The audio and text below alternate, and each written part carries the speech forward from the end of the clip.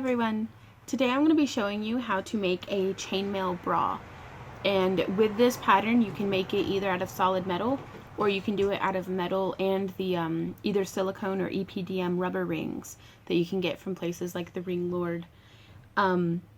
So all you'll need are some rings of your choice of size. In this demonstration I'll be using 16 gauge 5/16 of an inch in aluminum and your pliers of choice. So let's get started. Hey guys. Okay, so here we have this is how your rings are going to look like whenever you first get them. How that opening is kind of offset. If I can get that to focus. And whenever you close a ring, whenever you open it, you're going to want it to just open up right like that. Then whenever you close it, you're going to want to bring the ends together. Oops. Sorry, this is a really awkward angle for me trying to get it. That's called pinging a ring. But yeah, whenever you close it, I like getting that click on there. But just bring the ends together so that you have a nice round ring. You can't really find the closure. Yeah, because like even that's a little shoddy. Just the better a closure you can do, the better of a final piece you'll have. So you'll want to have a bunch closed and a bunch open. I just go through and do a whole bowl full of open to pull from. And then here you can see I have it set up. I've got a row of 5 open, a row of 3 open, and a row of 1 open. And what we're going to be making here are these triangles of chainmail. It's an equilateral triangle, so it's, you know, the same length this way as what it is this way. You know, and since the chainmail has some stretch and movement to it, just with the way that it drapes, you know, there is going to be a margin for error in that. But the main thing is it's going to have, y'all who are good at geometry, what is it, like a 45-degree angle at each corner or something? I don't know, it's been years, but that's what it's going to look like. And for your top, you'll want to make 4 of those. So what we're going to do is, for this first row, and also the size of the cup that you're making, this one here, I'm making it for a 36 double D. This has, geez, like 20 rings across. It was 20 rings across, whereas this one that I'm demonstrating on is 5 rings across. But whether it's 5 or 20, this is how you'll start. First row will have 3 closed on the first, 2 closed on each one after that, and then just 1 closed on the last. And then every row from there on will have just 1 on each, none on the last. And then depending, like if I had started off with 6 instead of 5, it would have ended differently. This one, you can tell whenever you're ending that I've got a row of 3, then a row of 2 closed, and then so I'll just need 1 open to kind of bind the end off. So you'll just take this ring with the 3 on it and you'll close it like so. And then I take 2 of the rings and hold them up top. And you'll want them laying the same way. You aren't going to want it like twisted around or flopped one way or the other. You're going to want it laying kind of the same way. I don't know if you can see that there. The way that it's laying.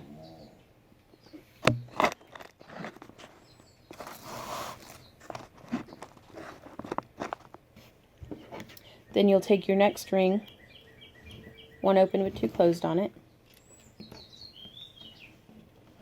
and you'll just hook through one and then another.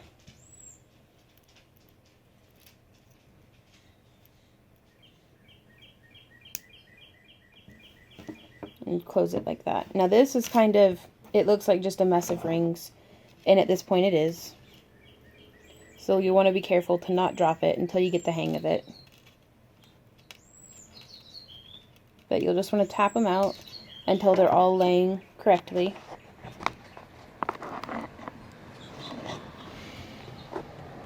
Like so. I want to see if I can't get you all a better angle to view from. Okay. So I've got a different angle for y'all now, so you can hopefully see a little better what I'm doing. So this is what we have going on with the chainmail. So I'm going to hold it by these top 3 rings. And this can be kind of tricky until you get the hang of it, just because if they come out of line, it can get kind of confusing about where they go. So I'm coming in from behind on the bottom ring, and I go in from above on the top ring. And then I'm going to go ahead and close it. And then from here, you'll notice I'm not letting go of the ring. I'm going to take that and I'm going to shift that one around to the top. And then you just keep repeating that motion until, whether it's, 5 rings across on this one or 20 rings across on the larger ones that I had made. And then for this last one, it's an open with just one closed on it. Again, I'm hooking around from the back and then coming through from the front. I'm going to close it. And then just going to lay this out on the table so you can see.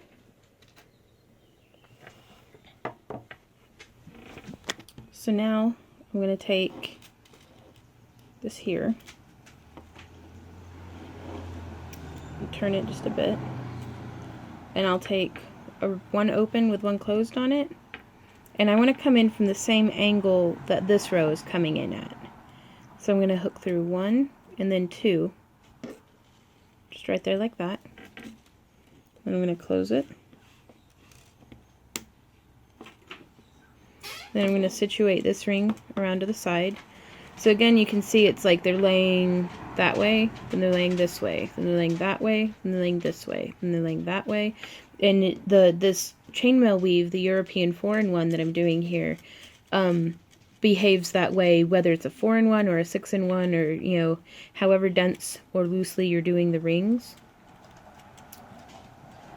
It'll behave in that alternate pattern. And if it's not, then you're doing something other than 4-in-1, like one of its variations or something. So again, I'm going to take another one open with one closed on it. Shh, hush, Harley.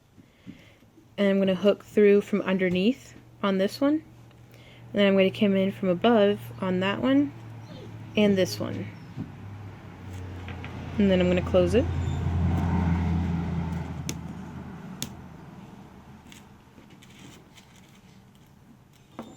I do recommend whenever you're first starting out to leave it laying on the table like this, because it'll give you less chance of dropping it and everything messing up.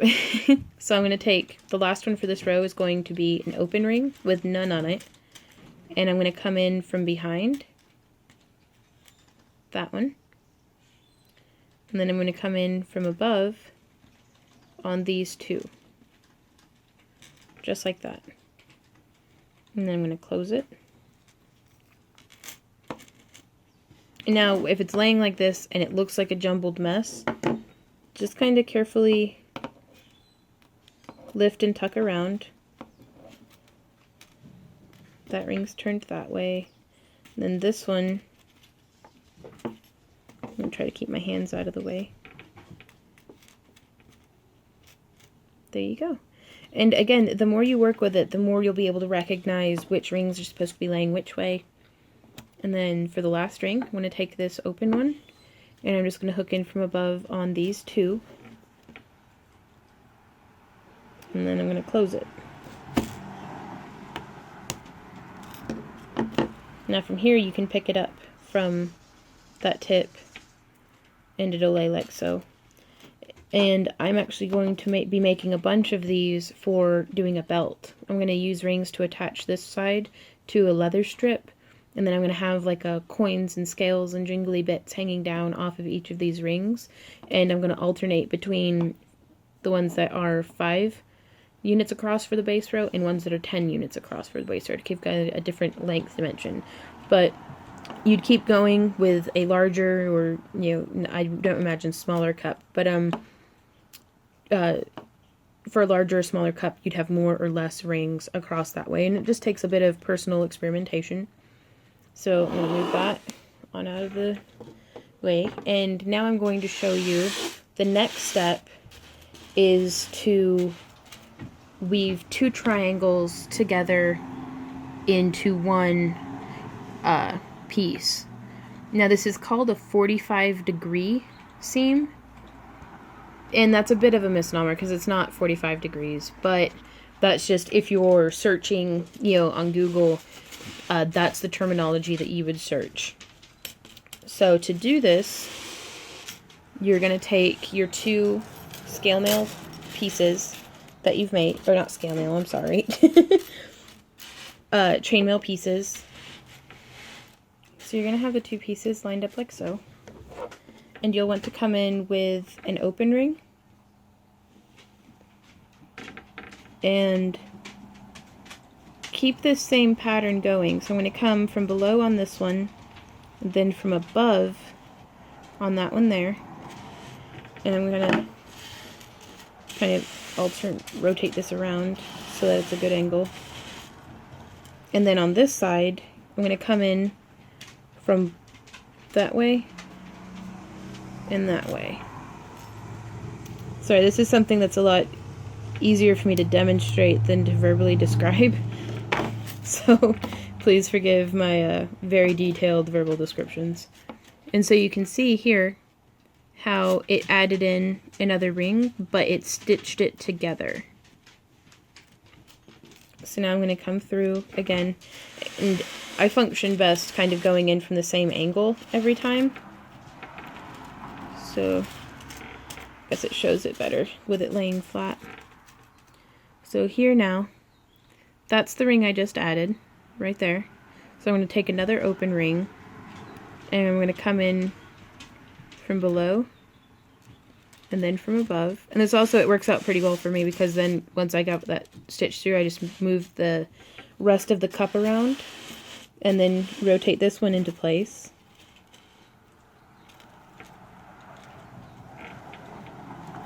And then I'm going to come in, this one right here is the ring I'm trying to get in line with. So I'm going to hook there and there.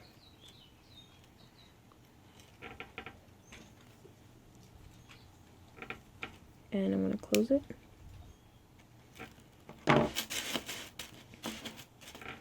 And so there again, you can see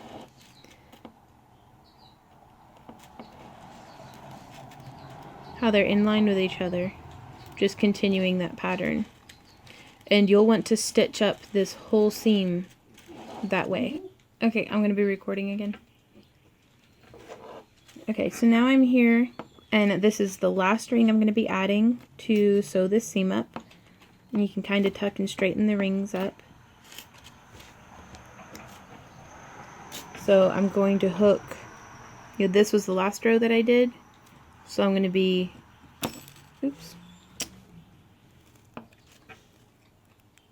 hooking through this one,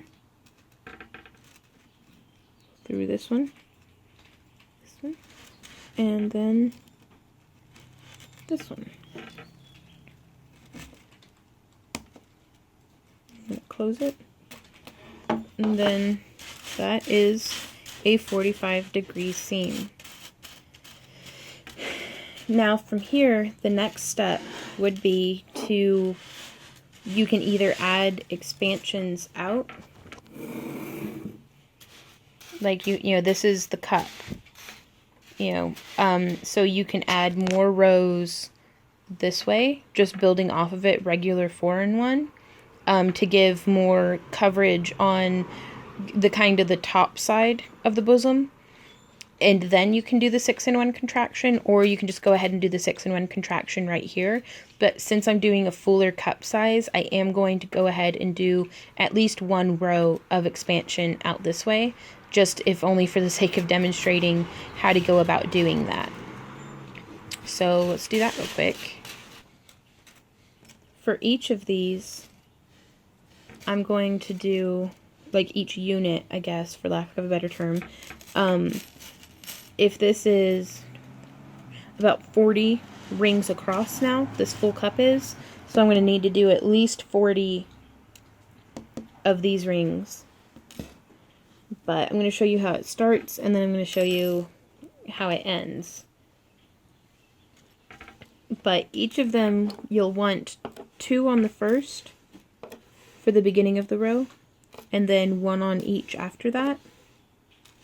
And you can do 1 on the first, but it'll expand it like kind of blocky, and I want to continue the angled curve because it cups better, in my opinion.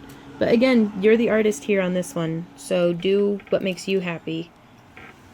So I'm going to take the ring with 2 closed on it, and I'm going to hook it following that same pattern through 2, through 1, if I'm going to continue at the angle. And then I'm going to close it. I'm going to make it lay where it goes. And then for this next ring, 1 open with 1 closed on it, I'm going to hook 1 and then 2. So the one that I'd already threaded through, and then a fresh one. And then I'm going to close it. And so here you can see already how it's continuing the pattern. And then again, 1 open with 1 closed through this one,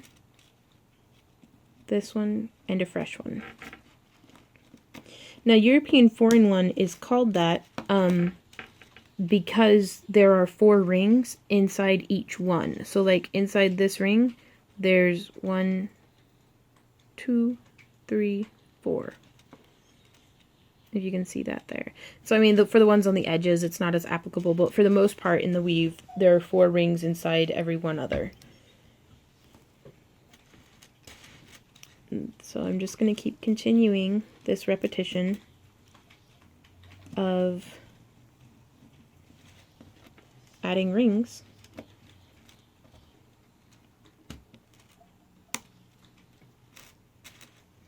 And you'll just want to continue this along the full edge of the top.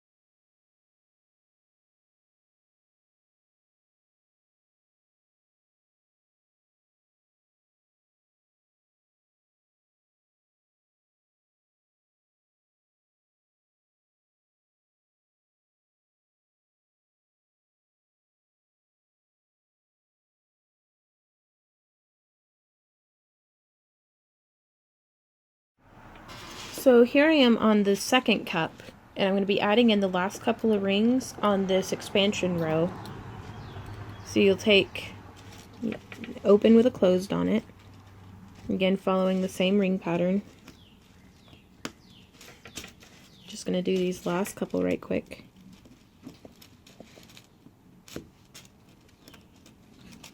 Now, this next step is almost completely optional. It's at this point you could start joining the 2 cups. So I'm going to show you how to complete it off as if you weren't joining them, and then I'll show you how to join them.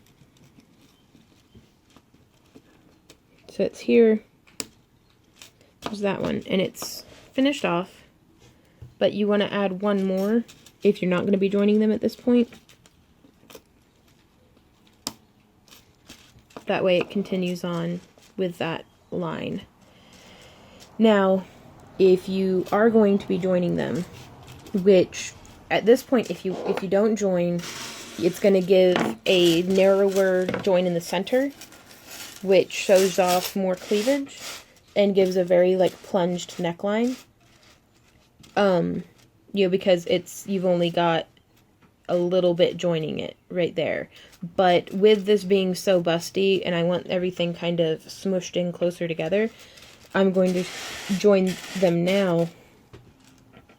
And so what we'll do is we don't want this long line extension. So I'm going to find my closure and remove that unit and set it aside. And I'm going to remove this unit and set it aside.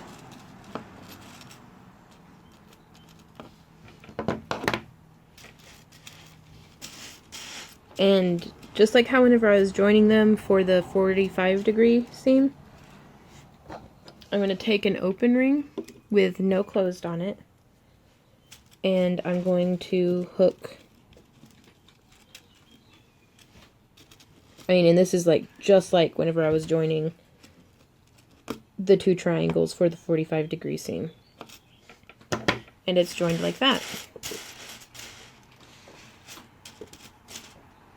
Now at this point there's going to be a lot of stress here on this ring, so you can actually go through and reinforce it with either another one or a stainless steel ring, but then that just transfers the tension off to the other ones. And at this point it just becomes all the more important to have the top fitted correctly. If it were a stretchy rubber top, I'd have opened up these rings and had that be doubled up rubber. Now it's at this point with the top that you might think you're done or ready to put straps on and be done with it. But this next step is the most important, because without something to gather the cups, they're just going to kind of like flop open and lay there, which I've seen some chainmail artists do really nice effects with that, with making like it cowl styled, where it like kind of like folds and like lays open, and I mean it's beautiful. But for what I'm going for here, I'm going to need the gather, so I'm going to show you guys how to do that. So we'll just situate it in like so. So yeah, I guess I'll go ahead and show my setup here. That I've got like a ruler braced up on two things and a canister of chainmail rings, and that lets me, I'm so pleased. Like I figured this out like literally at the point of the video that I started having this angle. That was whenever I figured this out, and I feel so just clever. Now for this 6-in-1 gather, you're gonna have the same one open with one closed on each of them, but the way you start it is different. And again, I'll show you the beginning and the end of how I do this. So on this first ring, you'll want 3 closed on it, and then just 1 closed on each after that. And so we're going to take the one that has the 3, and I'm going to hook through 3. So 1, 2, 3. Maintaining that same kind of alternate pattern so that you make sure you're coming in from the right angle. And so do you see how that gathered it down just a little bit? You can see that slight pucker there. And then what we're going to do is we're going to take one open with one closed on it. And instead of just hooking 1 and 1, you're going to hook 2 and 2. Plus 1 and close. See how that sits? And so again, 1 open with 1 closed, hook 2,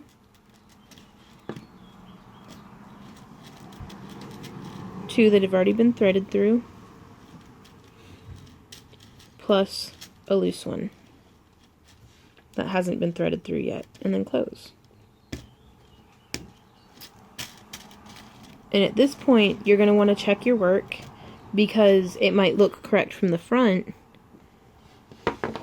but you want to see how it looks from the back. And the way that I check is I look at each ring, and it's got 2 there, 2, and then this one hasn't been added on to yet. So you can tell you've messed up if there's more than 1 ring kind of layered there. And you can see already how dense that is compared to how dense this is. So this gives a nice, structurally sound and sturdy yoke, kind of, along the neckline.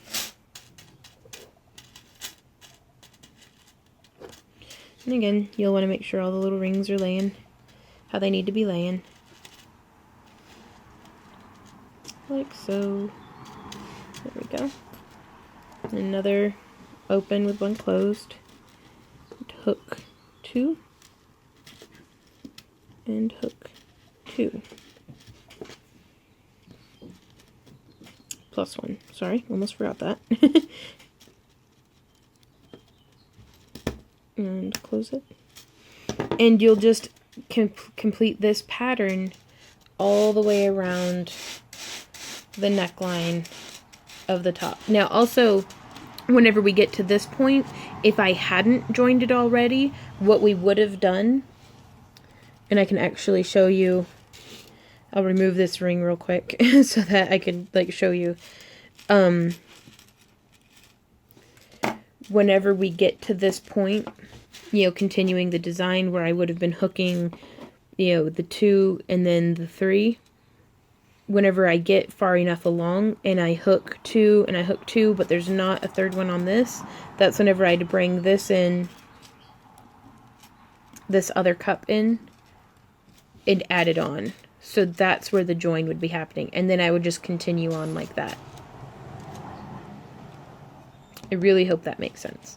If it doesn't, please ask me a question in the comment below. In fact, since I've already detached it, I'll go ahead and just demonstrate it like that. But if you have it joined already, then you just continue along like nothing ever happened. You know, like there was never a break in the pattern. So, and you can also always go in afterwards and add that ring back in if you do decide that you want it, you know, a wider join in the center of the bra. So I'm going to demonstrate again before zooming out and speeding it up. So you hook 2, and you hook 2, and then 1. And also you can try it, you know, flip it over, see if it's easier for you to go in from the back side. Sorry. So yeah. In fact, I actually am going to flip it over. And with it like this, I can hook 1, 2, 3, and then 1, 2.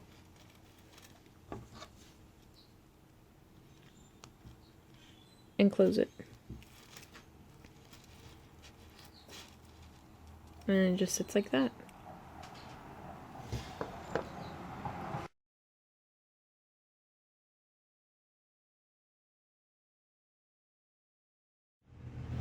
Okay, so here I've gotten to the end. You can see how it's gathered. The 6-in-1 has gathered down the cup. So when you've gotten to the end, you'll go ahead and hook 3, and then 2,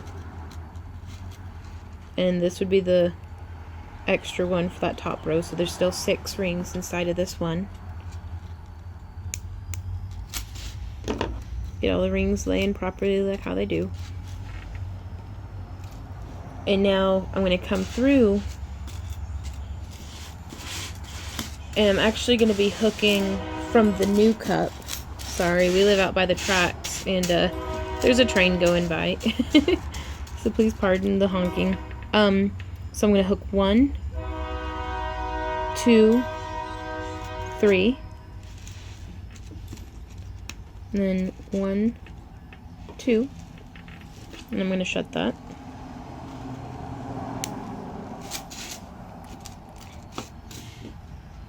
And now I'm going to come in 1, 2, 3, and then 1, 2, and I'm going to close that one.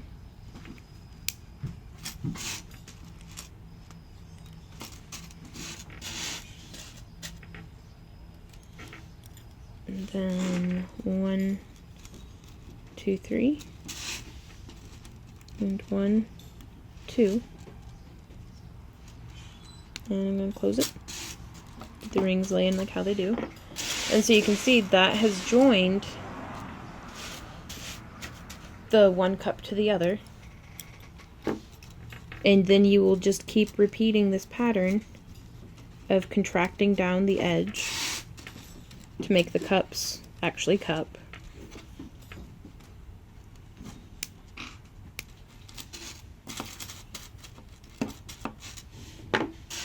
And you'll just continue this around all the way down to the end of the cup, you know, the far corner. And then I'm going to go ahead and weave this, and then I'll show you how to do the straps.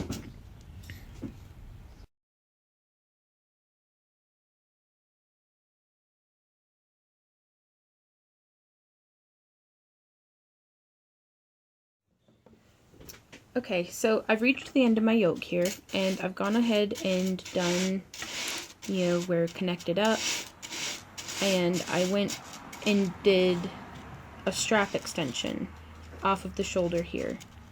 And so I'm going to show you how to do that on this side. You'll add in your last ring, just right there like that. 1, 2, 1, 2, 3, 1, 2.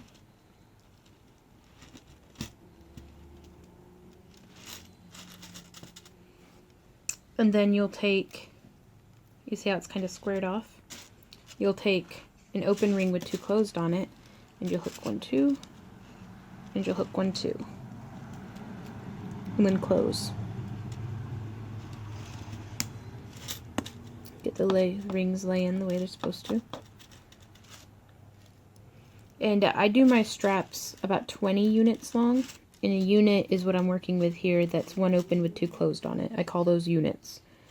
Because that way, like, if I've got my partner helping me, he's like, what do you need? And I'm like, I need 20 units of 1 open with 2 closed on it. Or if I'm doing a different weave, I'll be like, I need, you know, however many units of 1 open with 1 closed. Or, you know, it's the vocabulary we use so that we know what we mean.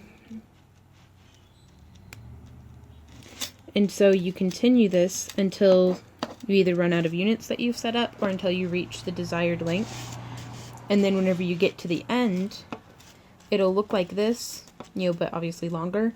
And then you'll just add in a couple of closed or open rings with no closed on them. And one of them will go through just 2 and 2. And then close, and then the next one would just go through those 2 rings. So you're kind of decreasing out of the 6-in-1 into just a 4-in-1. But then whenever you thread your ribbon through, I thread it through both of these rings to give it a nice kind of shoulder strap. And it usually, like, I just lark head it through, that way everything lays properly. And then for the back straps on the sides, I make a segment like this. Again, it's 20 units long. Just gotta flip the end around so that it lays properly. 20 units long, and I went ahead and did the taper off there on the end. And to start this one, I have 4 rings closed on 1 open ring.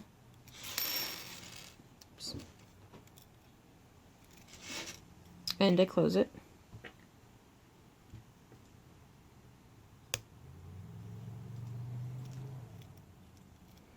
Then I separate them out.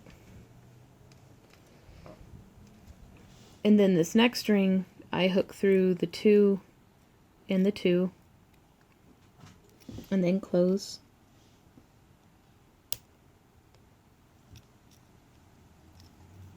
And then I separate them out like this. I'm gonna put that onto the other side. Then with this one, I'm gonna hook 2 and 2 and close.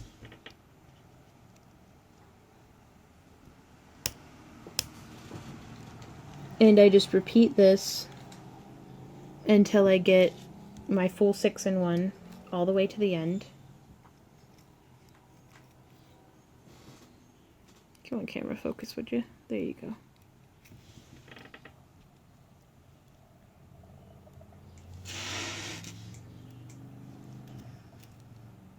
And you always want to make sure that your closures are, top notch. Because all it takes is one messed up one. And more often than not, I'll just be chugging along and I'll miss a couple of closures. And so don't be afraid to go back through and check your work and make sure that, because nobody's perfect. But that doesn't mean that we shouldn't try, our best. So yeah, you continue this until either you run out of units or you achieve your desired length. And then again, you'll go through with the last 2 rings and add them in, just hooking, 4 closed at first and then just the last 2, and that'll give it that nice taper off.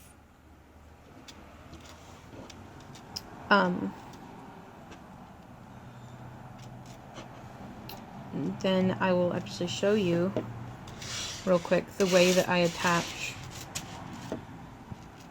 You can see here the rings do not properly line up, but we work around that. I'm going to get a couple of open rings at hand. So I'm going to hook through these 2.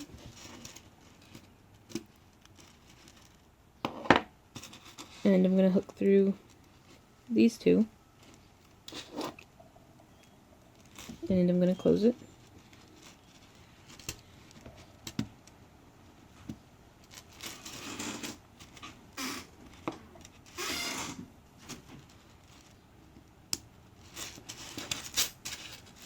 And then I'm going to double up on that ring.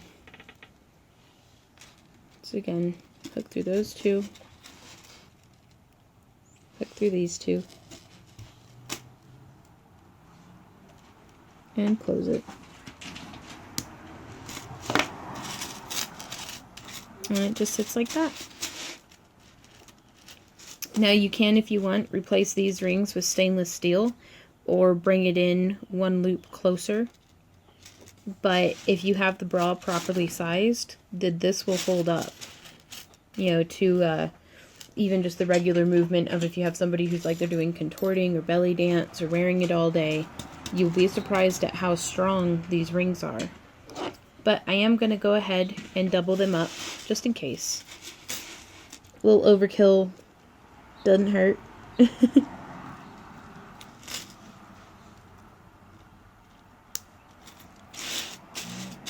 Doubled up on that one.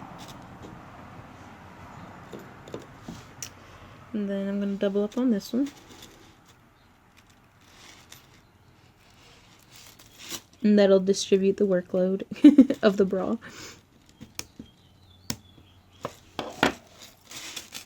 Just like that. And now for here at the end,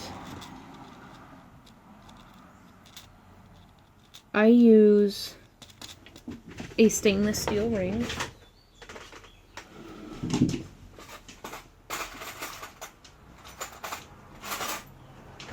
And you can use either a key ring or one of these stainless steel rings.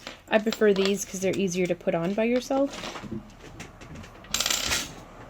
And this is for if you want it to tie racer back. If you want it to tie like a bikini top, then you would just thread the ribbon through these 2 rings and, tie it behind the back the way, you know, you normally would just a regular, like, bikini top. But especially for such a large bust size, that can really get uncomfortable throughout the day, having the full weight of your bosom pulling down on the back of your neck.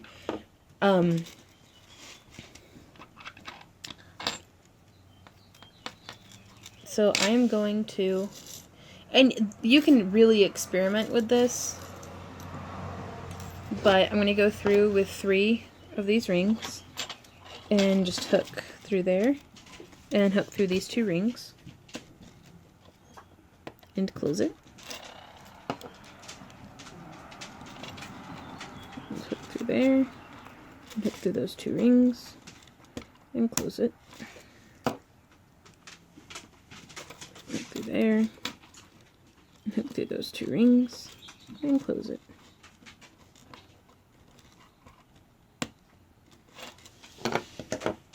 I've done some in the past where, you know, it's been a continuation of the 4-in-1 design, but with this hooked in there. And I actually think I'm going to show you guys how to do this, because while this is, you know, it does the job, this is not the most comfortable thing in the world, because it will push down into the skin. So instead of doing that, I'm just going to take off this 3rd ring.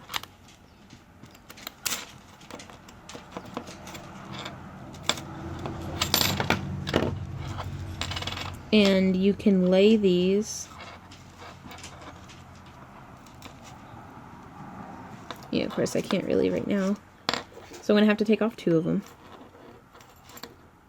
And again, please experiment and see, you know, what method you like of adding on a large ring. Yeah, I'm just showing you the way that I do it, but this is in no way the only way or the best way, or this is just, you know, what I do. So now, again, I'm going to have it laying in kind of the same direction as these other ones. And I've got myself another open ring. And I'm going to hook through. And like this one is hooking through these 2 rings. Yeah, because you want to mirror image this one. And then I'm going to fold the ring up into here so that it's hooked on there. And then I'm going to close it. Now this, you can see, I think is far superior because it lays flatter. Like especially on the underside. You don't have anything that's protruding out to poke you in the skin.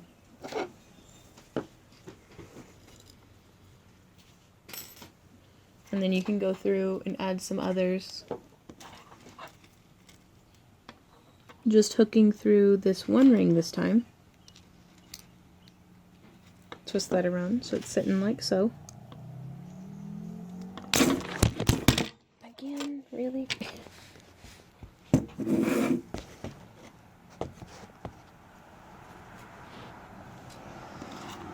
Sorry about that.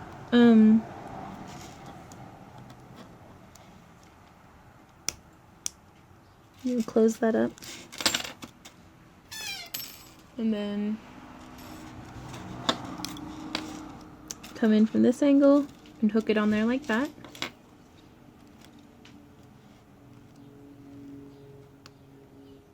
And close it. Now that, I feel like, is a good way to connect it.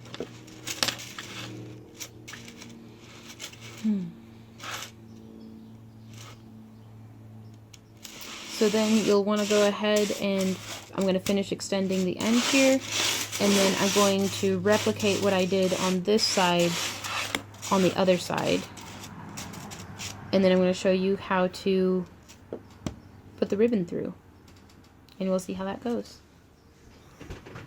Okay, so you've got the ends of your top finished, and you're wondering, you know, how am I going to get this top to go on? What we're going to do is get a spool of ribbon. This is much narrower than I would prefer to work with. Usually I prefer the 2-inch wide double-faced satin ribbon, but this is what I had in stock right now, and it will still work, because really on all of this, the ribbon is the easiest part to trade out later on. If you decide you want a different color, or, you know, what have you. Different color, different thickness, different texture. You'll want to grab some scissors. And if you do a straight cut across, it'll fray like that. So just cut it at an angle. It also makes it a lot easier to thread. And then I'm going to unspool my whole spool here. And this makes for a very generous length of ribbon. Cut it off at an angle as well. Then I'm going to match my ends up. Pull the length of ribbon through to the center and cut my entire length of ribbon into half. Now I take these and I'm going to match the ends up. So I've got my halfway mark here, and I've got my loose ends here. I'm going to set one length of ribbon, still folded in half, off to the side. And then I'm going to take this end. This is the center. And I'm going to just reach through with my pliers. Grab the ribbon and pull it through. And then I open up the loop that the ribbon is made and feed the rest of the ribbon right on through. And then pull her snug. And that's a lark's head knot. It's holding on to 2 rings that are threaded through 4 others in turn. So this is very nice, and I'm tugging on it. It's good and secure. Then I'm going to do that same exact thing to the other side. And you can do it without the pliers as well. For me though, it's just easier, and I like going the easy route if it's time efficient and does just as effective. So open the loop, pull the rest of the ribbon through, and pull it tight. There you are. And usually whenever I use a thicker ribbon, it'll cover up more of the tip. So it's just, again, it's based entirely off of your personal preference and what you enjoy the most. Now I'm going to show you how to put this top on. Okay, so I've got my dress form, and I've got the chainmail bra that I just showed y'all how to make. Now, a lot of folks, whenever we sell these, will think that you put the top on this way. And I get that. That can make sense. But it's, especially when I've got the loops and stuff on there, it doesn't quite work out, and it doesn't have the cupping action on the sides. We had designed it so that it scoops and lifts kind of everything up. So you'll want the straps of the ribbons to go over the shoulders.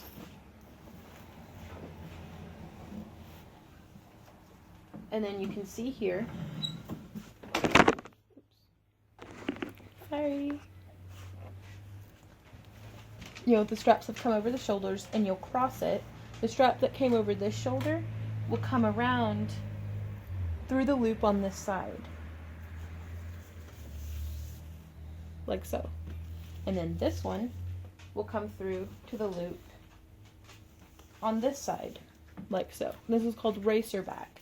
There's a lot of bras on the market that have the option to where you can do the straps like this, and it gives a really great lift and shape to the bosom whenever you're wearing it. And then you just kind of position everything where it goes. My dress form here has a kind of oddly sized bust, and she's made out of this foam that's not very forgiving. So it's not like, you know, a regular bosom that's going to smush up and conform. And so you get it nice and tight, just however you like. I mean, not so much that you're pinching into the skin.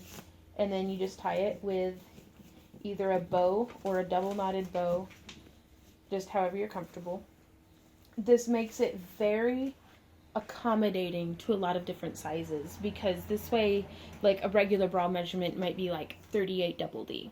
is the cup size that I had made this to, but someone who's maybe a 40D could still wear it. Someone who is a 36 triple D could still wear it. I mean, it's like there's so much fluctuation. And with the chainmail, again, if it were an actual woman, there wouldn't be as much loose chainmail there on the side. But the female form is so different person to person and even day to day on the same person that it's you want to go ahead and try it on just to see how it fits and sits, you know. And but yeah, this is a pretty basic style of chainmail bikini. I really like the seam on the side because it gives that nice kind of lifting as opposed to pulling everything down. The gather gives a good support. And it's just, I find them very comfortable. There's ribbon going over this part of your shoulder as opposed to the metal. In that way, you know, if you do have it cinched in and you're wearing it for 8 hours, there's not going to be metal biting into your skin, which is very important. Comfort is number one with these, because if it's not comfortable, you're not going to wear it all day. And we want you in your cosplay all day, you know. Now, there is an alternative method of tying these as well. Oh, I double knotted it. Where you can have it cross in the front.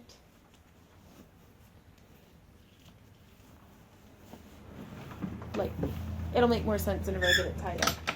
But you'll cross it in the front. Typically, again, if it's a person wearing it, they'll be holding the cups where they go. And then this shoulder will just come straight down. And then this shoulder will come straight down to come through the side loops of the straps. Now this one, I call it Keyhole because it makes a keyhole style closure there in the front. This is very flattering on a variety of body types and bust sizes. And then again, once it's all situated, you just go ahead and tie it there in the back. And as with most things, your creativity is the limit on this. If you wanted to attach this to like a leather gorget or a leather collar or just something, you know, you could have pauldrons coming off the sides, you could have chains and stuff. It's like you can actually extend down off of this, so long as you make sure that the grains of the chainmail are lining up properly with each other and have it come down and like corset piece down the back. That's really pretty. But hopefully y'all will go forth and make your own chainmail bra now. I'd love to see what y'all make. If you have any questions or comments or ideas, I'd always like to hear those.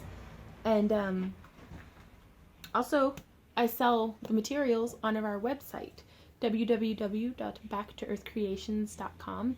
It's under the kits and tutorials tab.